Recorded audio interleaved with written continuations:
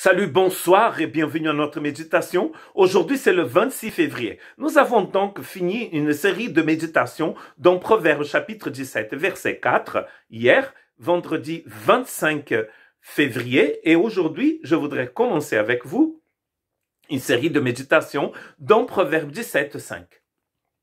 Et vous allez voir que c'est un verset tout à fait à propos par rapport à ce qui se passe dans le monde aujourd'hui et à cette guerre qui vient de démarrer ici en Europe même. Et que Dieu ait pitié de ces personnes qui souffrent en ce moment avec cette guerre. Pour que Dieu ait pitié des gens qui sont sur la route, des femmes et des enfants surtout. Prions pour ces personnes. Proverbe chapitre 17, verset 5 dit ceci: « Celui qui se moque du pauvre outrage celui qui l'a créé. Celui qui se réjouit d'un malheur ne restera pas impuni. » Très intéressant. J'imagine qu'il n'y a personne qu'en ce moment se moque de ce qui se passe en Ukraine ou d'ailleurs dans d'autres parties du monde où il y a d'ailleurs encore des guerres et des conflits.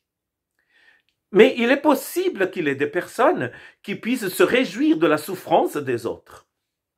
Or, ce texte nous dit que Dieu ne va juger toute personne qui se réjouit du malheur de l'autre et toute personne qui se moque du pauvre.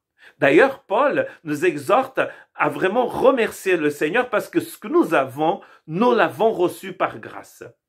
1 Corinthiens 4, 7 nous dit « Car qui est-ce qui te distingue?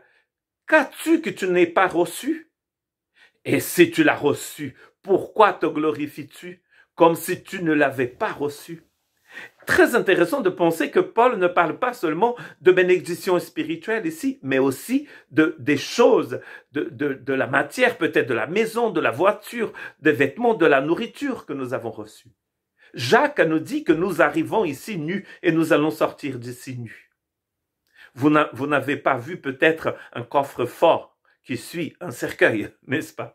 Nous n'allons rien ramener d'ici. Ce qu'elle est en train de nous dire ici, c'est que nous devons être prêts aussi à partager ce que nous avons reçu, parce que nous avons reçu par un acte de grâce.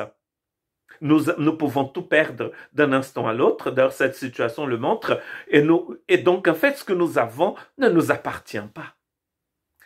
C'est aussi une exhortation pour aider bien sûr ceux qui sont plus pauvres. C'est pour cela que Paul a écrit ça dans le livre de Corinthiens.